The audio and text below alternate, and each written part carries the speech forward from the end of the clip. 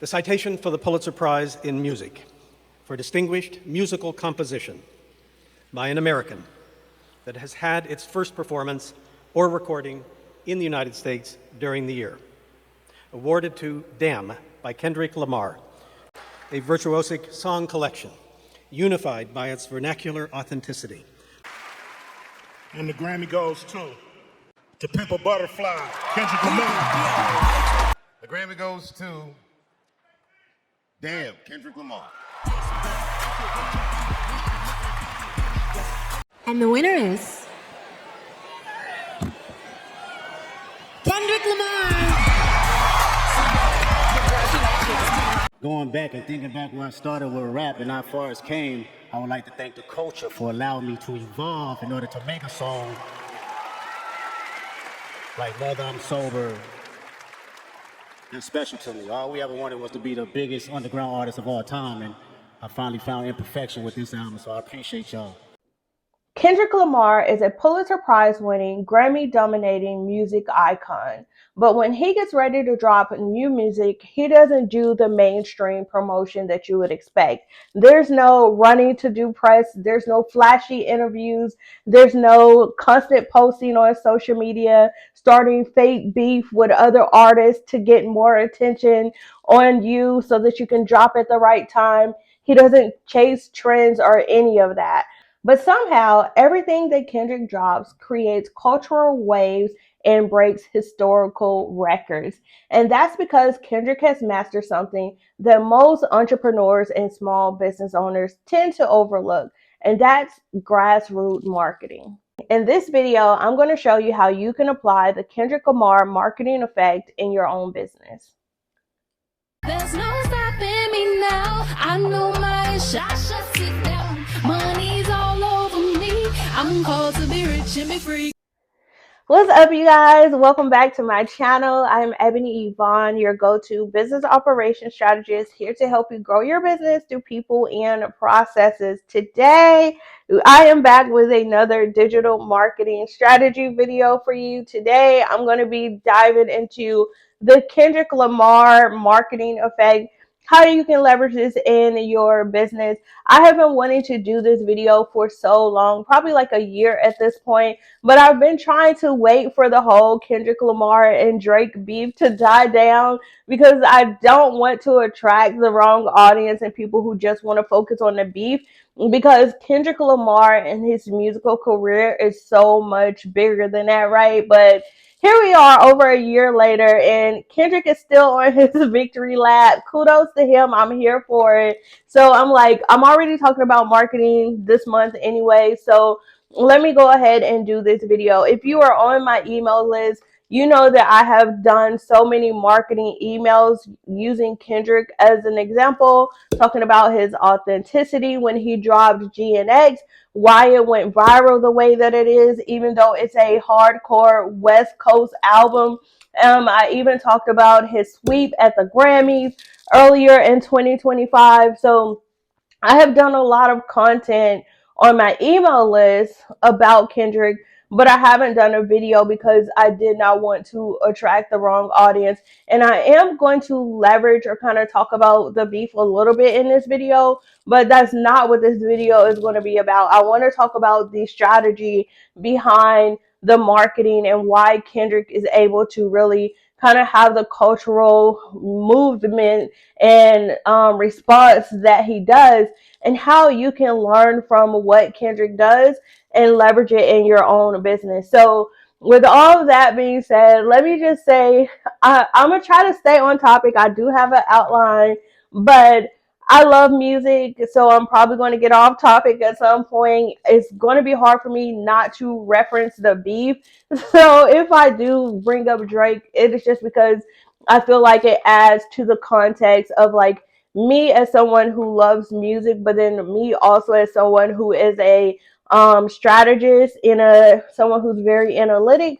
So typically how I look at things is different than how most people do when they're just consuming music on the surface. Okay, I am someone, I don't consider myself to be a music head, but I love music. I love the storytelling of music. If you're on my email list, you know that I love writing storytelling emails.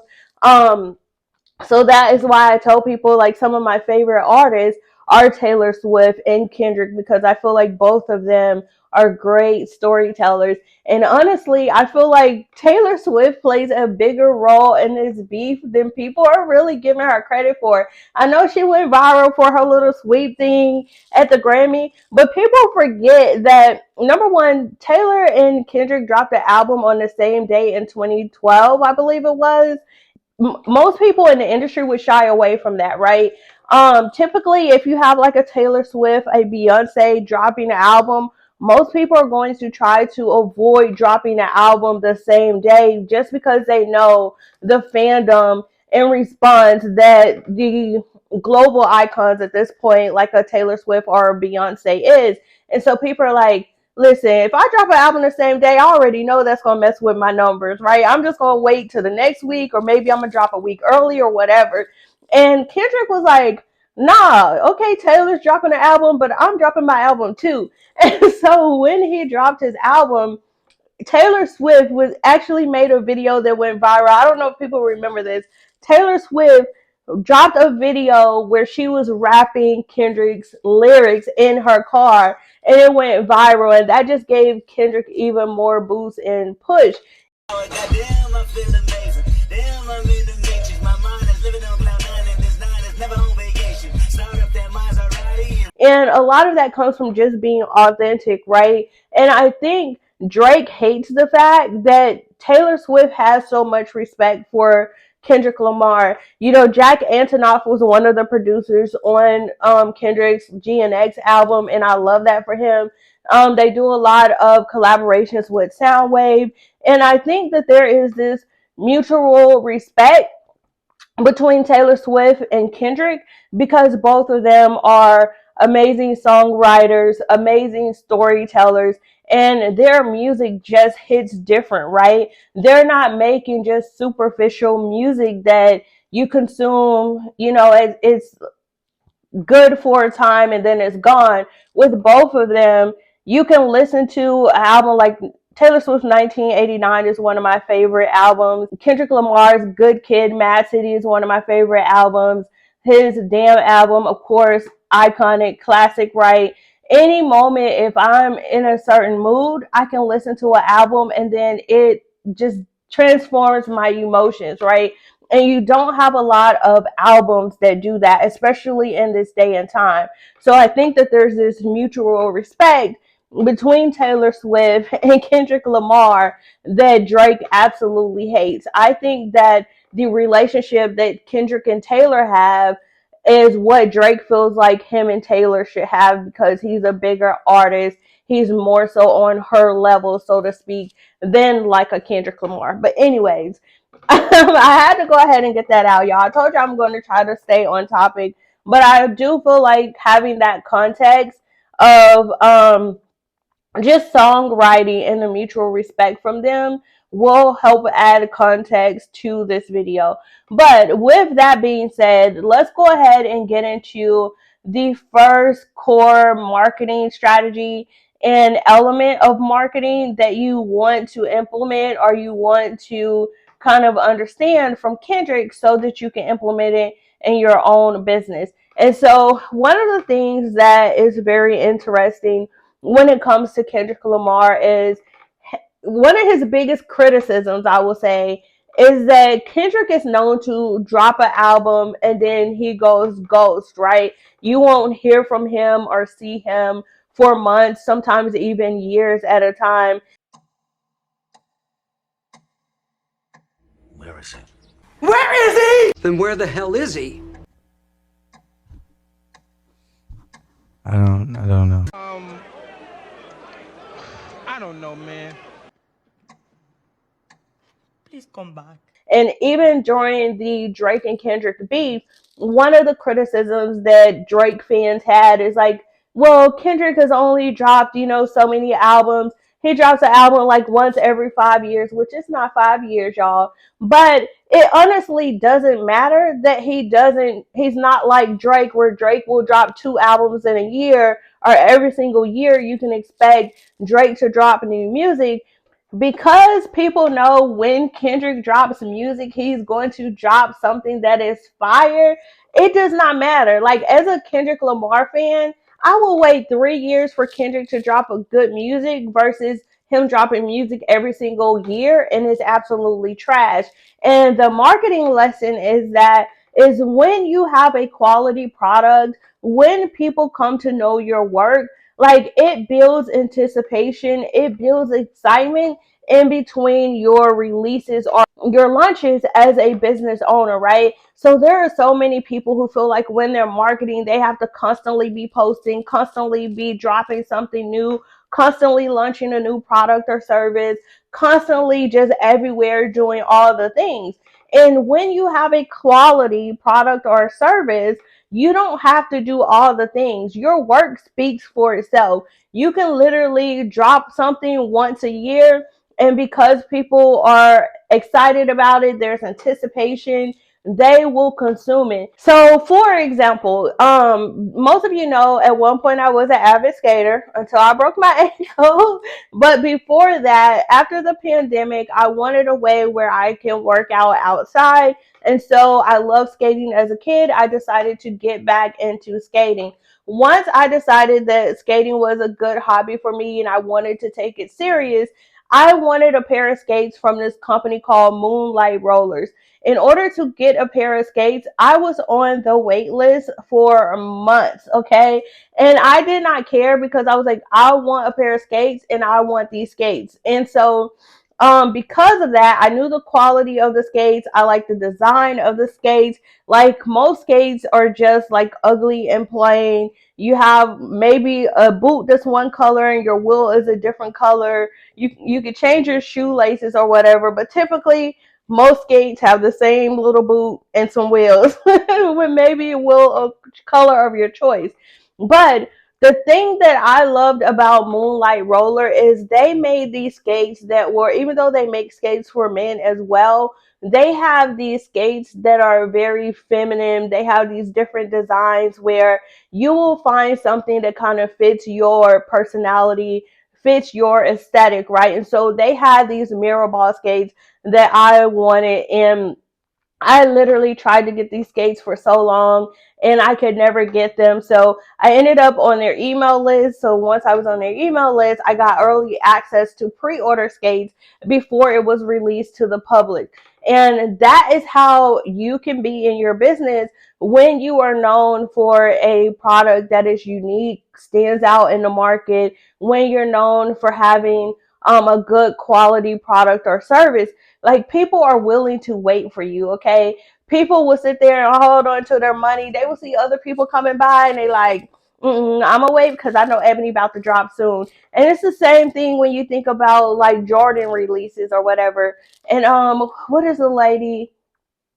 Oh, this is a basketball player, the Asia Wilson, who just dropped shoes. I'm not a sports fan, you guys. I love music, but I'm not into sports. Yes, Asia Wilson just dropped her A1s, right? And so many people are already like on the wait list trying to get that. And that is the type of cultural response you have when you build anticipation, you build excitement, and you're known for something. All right, so that's the first marketing strategy when it comes to the Kendrick Lamar marketing effect and how you can be more like Kendrick. Build excitement, build anticipation just by being you and being known for what it is that you offer. Okay, you don't got to do the most. You don't got to be dancing on TikTok. You don't got to be posting every day. You just want to show up with a quality product, do it authentically, and the people will be there to consume it when you drop, okay? All right, so let's go ahead and get into the next marketing strategy and marketing effect that you can learn from Kendrick Lamar. And I already touched on this a little bit, but this is to let your work speak for itself and then amplify it organically. Okay, I've been hearing your name pop up a lot. What have you been doing, as far as getting your name out there? These streets, man. Steady grinding in these streets, mixtapes, freestyles, hopping over everybody else's mixtapes. Probably heard me on the Cypher Gang mixtapes. Just buzzing the streets, man, keeping it local. So one of the things that Kendrick Lamar and now PG Lane, he's kind of branched off into his own thing, but he's still connected to the TDE family. And one of the things that Kendrick has always talked about, you'll hear Dave Free always say, is they keep it grassroots, right? They keep it in the streets. Whenever Kendrick drops an album, he still treats it as if he is dropping a mixtape. And so what I mean by this is, I know we're in this digital age, but back in the day, I know some of y'all are young. Y'all didn't get to experience the 90s like your girl did. But in the 90s, literally, when someone dropped the music, you had a cassette tape. People would literally like sell cassette tapes and then eventually CDs by going to the barber shop, the beauty shop. Hey, I got these CDs, and then literally, like, if there's a picnic or some type of event going on at the park, at the club, people would pop their trunk open. They would literally be selling CDs, selling tapes out the trunk of their car. And then, of course, then you didn't have social media. So the music, if it was good, it would then spread by word of mouth. You see someone sitting at the street light and they're bumping this new song and you're like, hey, what is that? Right? And then they're like, oh, this is a new Kendrick Lamar. And then you're like, oh, I got to go get that. That is still how Kendrick markets his music till this day, okay? So it is like grassroots marketing. Even though we're in this digital age where you have social media now, you can see when Kendrick Lamar drops music, he's not out here like all of a sudden, let me go start a beef with Kanye, or let me go do these interviews and get some press going. Kendrick will be like working on a project. We don't even know something is coming. And then all of a sudden he makes one little post on Twitter or on his Instagram and drops a promo almost at the same time that he drops the album already. It's almost like the album is promo for the promo. But that is because he leverages grassroots marketing. He knows, okay, once I drop this fire, one person's going to listen to it. That person's going to go tell somebody else. That person's going to go tell 5 more people. Those 5 people are going to go tell 5 more people. And so it spreads by word of mouth like fire. And so now that we're in this digital age, it's still the same concept. It's just done on a different platform in a different media versus as being at that street light and you yell into the car next to you, hey, what is that? Everything is kind of done in the digital space, if that makes sense. But it's still very much grassroots marketing. All right. So you let the work speak for itself. You drop hot fire, and then you let the people go tell the people about it. And because of that, that is why you end up with this whole like Kendrick Lamar lore, right? When you look on social media, on TikTok, there's so many videos of people breaking down Kendrick lyrics, breaking down performances, breaking down elements in videos. And that, like, Kendrick is not out here explaining his lyrics, explaining the video. He's letting his fans do it for him, right? He is literally letting the music speak for itself. And in order to let the music speak for yourself, or speak for itself, it just has to be good music. At the end of the day, that's it. So when it comes to your business, if you want your business to speak for itself, you just got to have a good, solid product. You just got to have a good service and it will speak for itself. And I tell people all the time, like, I'm not on social media. I'm not on Instagram. I don't have TikTok. I've been thinking about getting TikTok for my travel content, but I'm not on Facebook anymore. And I haven't been in over 3 years.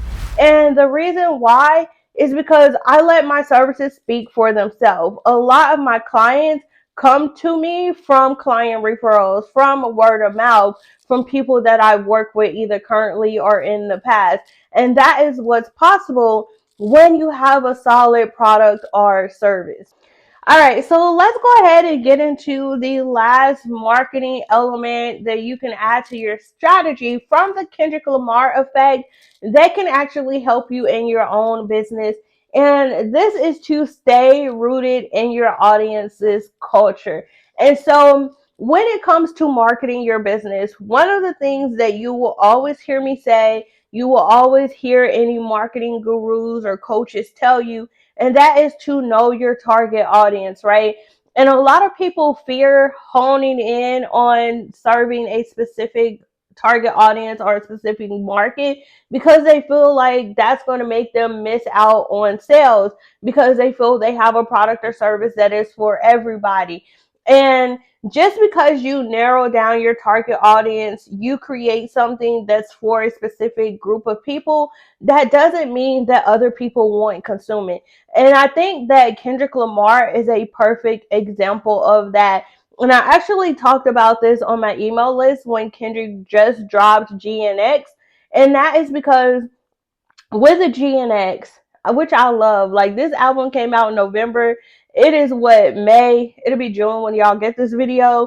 And I am still listening to GNX to this day. Like, I always listen to Whacked Out Mules, Squabble Up, and then Luther. And then I skip like to TV Y'all. It depends on the day. Sometimes I go to Hey Now, but then I skip like TV Off or whatever. Like to this day, I am still listening to GNX on a daily basis. And even though I am in the South, I am a Texas girl, GNX still resonates with me on so many levels. It's such an introspective album that I think anyone who listens to it with the right ears, like it will have you really doing the inner work to be like, why am I here? What am I doing? There's so many cliches that you could pick up on, like on TV off, like somebody got to do it. That has literally been my motto all 2025. Somebody got to do it. Why not me, right? Why not me? But with the GNX, this album well, it didn't win any Grammys yet. It hasn't been nominated, but it probably will win some Grammys. But with the GNX, it has already broken so many records. It is set on the Billboard charts for an extremely long time, especially for a rap album. Kendrick Lamar has gotten so much more exposure. Some of that is from the beef, yes, but then also I think it's because Kendrick continuously drops these classic albums that you can continue to listen to.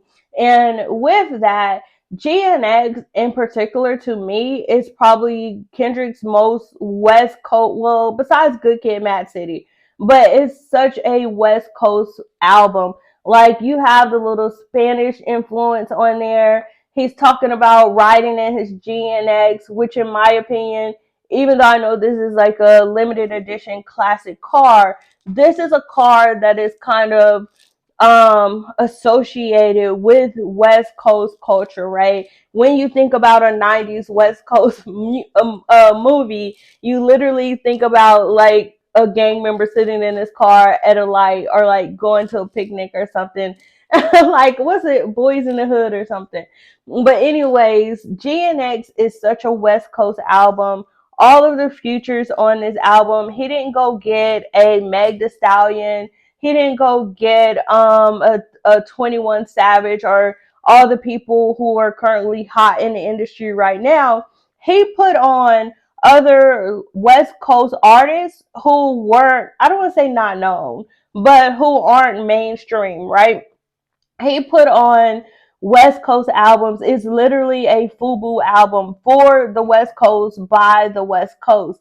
And with that, you would think that because this album is a West Coast album, it has all the West Coast influence, even down to the little mariachi singer, right?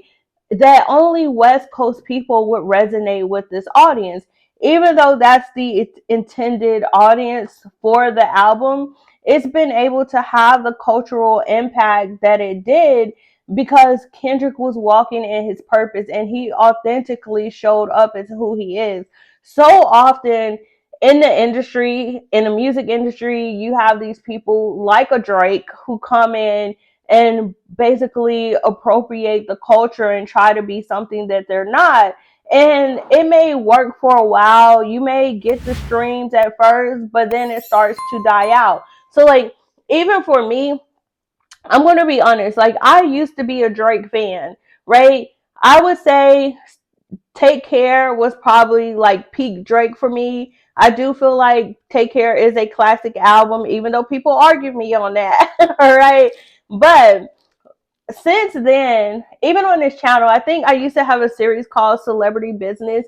And on that series, I think one of the last videos that I did was actually like marketing lessons from when Drake dropped. I want to say it was Certified Lover Boy. That's the album that had like all the pregnant ladies on the front or whatever. That was probably one of the last Drake albums that I ever listened to.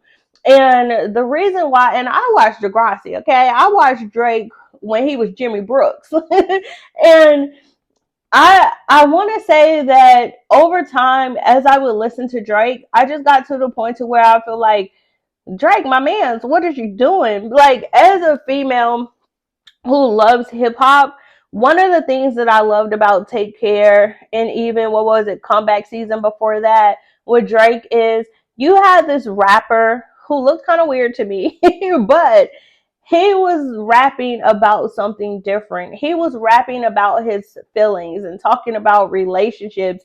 And that was relatable to me. Like, you understood that.